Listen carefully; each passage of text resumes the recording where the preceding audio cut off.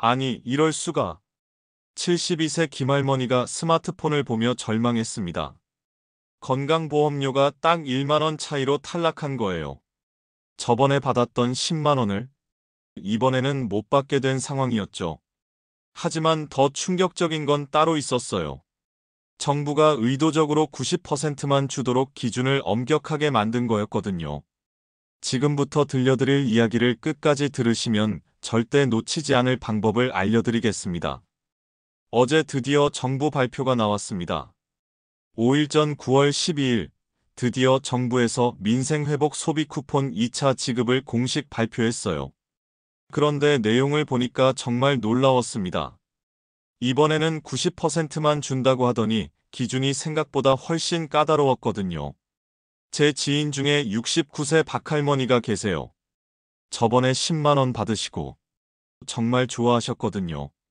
그 돈으로 손자 용돈도 주시고 약국에서 영양제도 사시고 했는데 이번에 기준을 보니까 걱정이 되시더라고요. 나도 받을 수 있을까? 하면서 계속 물어보시는데 사실 저도 처음에는 잘 몰랐어요. 그래서 정부 공문을 하나하나 뜯어보면서 정리해봤습니다. 가장 큰 변화는 이거예요. 저번 1차 때는 사실상 전 국민이 받을 수 있었잖아요. 무려 4,554만 명이 신청해서 받았거든요.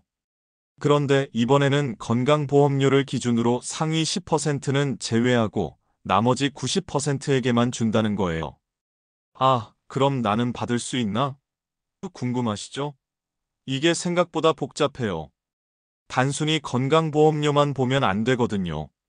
정부는 먼저 고액자산가를 걸러낸 다음에 나머지 사람들 중에서 건강보험료로 90%를 선별하겠다고 했습니다. 2단계 걸름망을 만든 거죠. 고액자산가 기준, 과연 나와 상관 있을까? 고액자산가 기준부터 말씀드릴게요. 재산세 과세표준 12억 원을 초과하거나 금융소득이 연간 2천만 원을 초과하면 아예 대상에서 제외됩니다. 그런데 여기서 정말 중요한 게 있어요.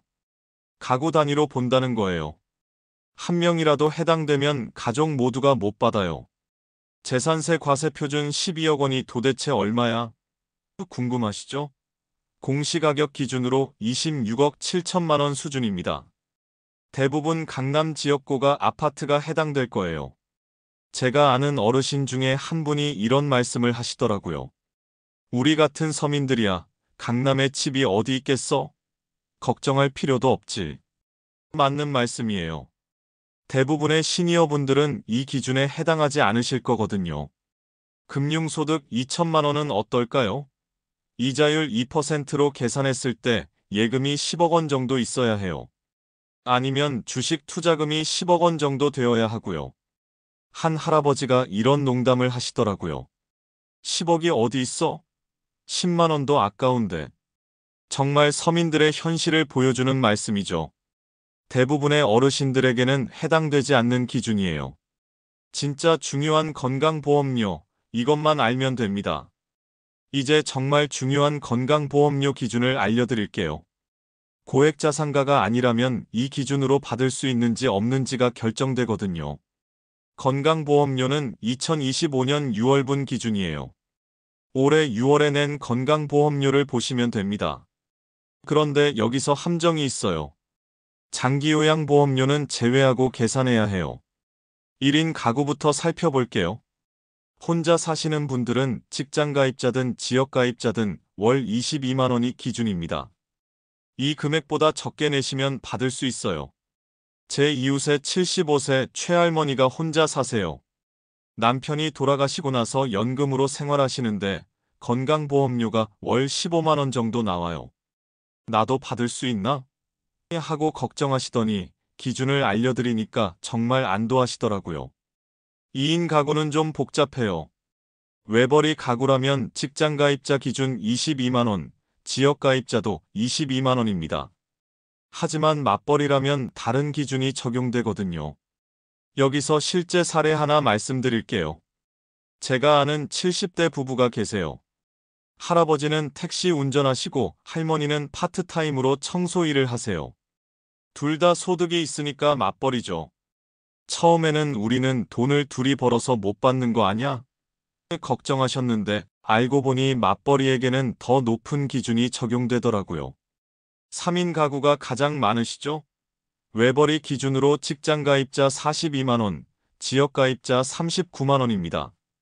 맞벌이라면 직장가입자 51만원, 지역가입자 50만원으로 올라가요. 4인 가구는 외벌이 기준 직장가입자 51만원, 지역가입자 50만원이에요.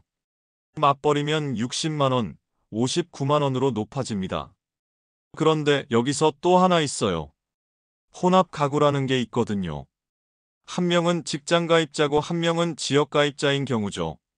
제가 아는 한 집이 바로 이런 경우예요. 아들은 회사를 다니고 며느리는 작은 가게를 운영하거든요. 혼합 가구 2인은 42만원, 3인은 52만원, 4인은 62만원이에요. 보통 맞벌이보다 조금 높게 책정되어 있어요. 헷갈리는 건강보험료, 이렇게 확인하세요. 그런데 내가 직장가입자인지 지역가입자인지 어떻게 알아? 이런 질문 많이 하세요. 간단해요. 직장에 다니시거나 다니셨던 분들은 대부분 직장가입자예요. 회사가 보험료의 절반을 내주거든요. 자영업을 하시거나 무직이신 분들은 지역가입자고요. 제가 아는 한 할아버지는 평생 회사를 다니시다가 은퇴하셨는데 나는 이제 안 다니니까 지역가입자 아니야? 하고 물어보시더라고요. 알고 보니 국민연금을 받고 계셔서 여전히 직장가입자셨어요. 건강보험료 확인하는 방법도 알려드릴게요. 가장 쉬운 건 건강보험공단 홈페이지나 앱에서 보는 거예요. 아니면 가까운 국민건강보험공단 지사에 가셔서 확인하셔도 되고요. 컴퓨터는 잘 모르는데 하시는 분들 많으시죠? 그럼 자녀분들에게 부탁하시거나 동네 주민센터에 가서 도움을 요청하세요. 친절하게 확인해 드릴 거예요. 한 가지 더 중요한 게 있어요. 장기요양보험료는 제외하고 봐야 한다는 거예요. 건강보험료 고지서를 보시면 두 항목이 따로 나와 있거든요. 건강보험료만 보시면 됩니다. 대상자 조회부터 신청까지 놓치지 마세요. 그럼 내가 받을 수 있는지 어떻게 확인하냐고요? 9월 22일 월요일 오전 9시부터 대상자 조회가 가능해요. 이번에는 90%만 주다 보니까 미리 확인할 수 있게 해놨거든요. 조회 방법은 여러 가지예요. 가장 쉬운 건 카드사에 전화하는 거예요. KB국민, NH농협, 롯데, 삼성, 신한, 우리하나, 현대, BC카드에서 모두 확인 가능합니다. 실제로 제가 아는 한 할머니는 전화하기도 무서워하시더라고요. 그래서 함께 전화해드렸는데 생각보다 친절하게 안내해드리더라고요. 이름과 주민등록번호만 말씀드리면 바로 확인해주세요. 온라인으로는 카드사 홈페이지나 앱에서도 되고요. 건강보험공단 홈페이지나 앱에서도 확인할 수 있어요. 콜센터나 ARS도 이용 가능하고요. 인터넷은 정말 모르겠어 하시는 분들은 직접 방문하셔도 돼요. 카드사 영업점이나 읍면동 행정복지센터에서도 조회할 수 있거든요. 하지만 사람이 많이 몰릴 텐데 방문하면 좀 번거로울 수 있어요. 신청은 9월 22일부터 10월 31일까지예요. 하지만 첫 주에는 또 오부제가 적용됩니다. 출생연도 끝자리로 나누어서 신청하는 거죠. 월요일 22일에는 끝자리 16인 분들이 신청할 수 있어요. 화요일 23일은 2, 7, 수요일 24일은 3, 8, 목요일 25일은 4, 9, 금요일 26일은 5, 0인 분들입니다. 예를 들어 1955년생이시라면 끝자리가 오니까 금요일 26일에 신청하시면 됩니다. 1963년생이면 끝자리가 3이니까 수요일 24일에 하시고요. 실제 벌어질 수 있는 상황들. 신청할 때 실제로 벌어질 수 있는 상황들을 미리 알려드릴게요. 첫날인 22일에는 정말 많은 사람들이 몰릴 거예요. 홈페이지가 잠깐 느려질 수도 있고 전화가 잘 안 걸릴 수도 있어요. 하지만 당황하지 마세요. 본인 차례 날짜에 여러 번 시도해 보시면 됩니다. 제가 아는 한 할아버지는 저번 1차 때 첫날 신청하려다가 사이트가 안 되어서 포기하셨거든요. 그런데 며칠 후에 다시 해보니까 금방 됐다고 하시더라고요. 또 하나 주의할 점은 본인 차례가 아닌 날에는 신청이 안 된다는 거예요. 1955년생인데 월요일에 신청하려고 하면 안 되거든요. 꼭 금요일에 하셔야 해요. 하지만 둘째 주부터는 누구나 신청할 수 있으니까 첫째 주를 놓치셨어도 걱정하지 마세요. 신청 방법도 알려드릴게요. 1차와 똑같아요. 신용카드나 체크카드로 받으실 분들은 해당 카드사에서 신청하시면 됩니다. 지역사랑 상품권으로 받고 싶으시면 해당 지자체 앱이나 홈페이지에서 하시고요. 앱이나 홈페이지는 너무 어려워하시는 분들은 직접 방문해서 신청하세요. 읍면동 행정복지센터나 주민센터로 가시면 됩니다. 여기서는 지역사랑 상품권이나 선불카드로 받을 수 있어요. 실제로 많은 어르신들이 주민센터로 가실 것 같아요. 저번 1차 때 애도 그랬거든요. 직원분들이 친절하게 도와드리니까 걱정하지 마세요. 사용할 때 알아두면 좋은 팁들. 받은 쿠폰을 어디서 쓸 수 있는지도 중요하죠. 이번에는 사용처가 많이 늘어났어요. 가장 큰 변화가 하나로마트예요. 1차 때에는 전국에 몇 곳만 되었는데 이번에는 대부분의 하나로마트에서 쓸 수 있게 됐거든요. 이제 하나로마트에서 채소, 고기, 생필품을 쿠폰으로 살 수 있어요. 제가 아는 할머니 한 분은 저번 1차 때 하나로마트에서 못 써서 정말 아쉬워하셨거든요. 동네에서 제일 싼 곳인데 왜 안 되냐 하시면서요. 이번에는 그런 걱정 안 하셔도 될 것 같아요. 온라인 쇼핑몰에서도 쓸 수 있어요.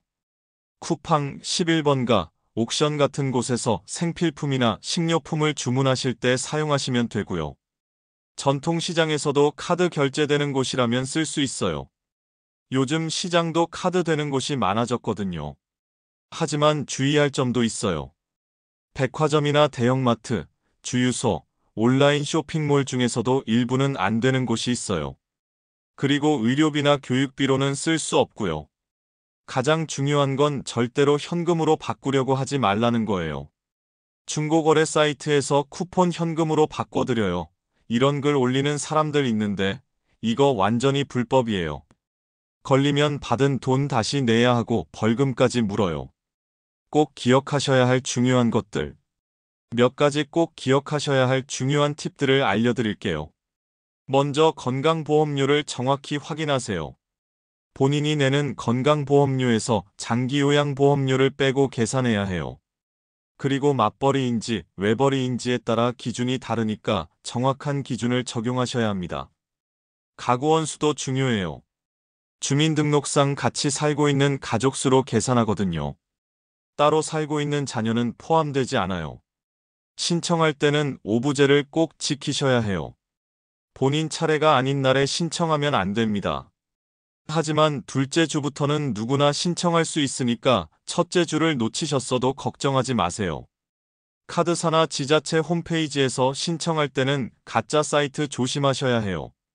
반드시 공식 사이트에서만 신청하시고 이상한 문자나 링크는 클릭하지 마세요. 실제로 1차 때에도 가짜 사이트에 속아서 개인정보를 털리신 분들이 계셨거든요. 민생지원금 신청하세요. 이런 문자 오면 절대 믿지 마시고 반드시 공식 사이트로 가서 확인하세요. 앞으로 어떻게 될까요? 마지막으로 앞으로 이런 지원금이 어떻게 될지 말씀드릴게요. 솔직히 말씀드리면 이번이 마지막일 가능성이 높아요. 왜냐하면 국가 빚이 너무 많이 늘어서 더 이상 모든 국민에게 지원금을 줄 여력이 부족하기 때문이에요.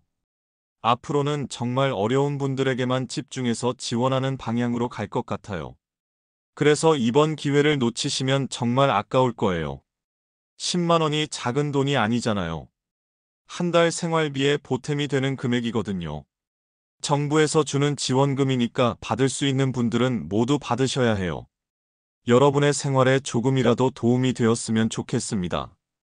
9월 22일부터 대상자 조회가 시작되니까 미리 확인해 보시고 해당된다면 꼭 신청하세요. 혹시 궁금한 점이 있으시면 카드사나 읍면동 행정복지센터에 문의하시면 친절하게 안내해 드릴 거예요. 망설이지 마시고 꼭 받으시길 바랍니다. 지금 영상이 마음에 드셨다면 구독과 좋아요, 알림 설정 부탁드리며 생각나는 친구나 지인이 계신다면 이 영상을 살짝 공유해 보세요. 그 한 번의 나눔이 큰 변화를 만들 수 있습니다. 감사합니다. 다음에도 유용한 정보로 찾아뵙겠습니다.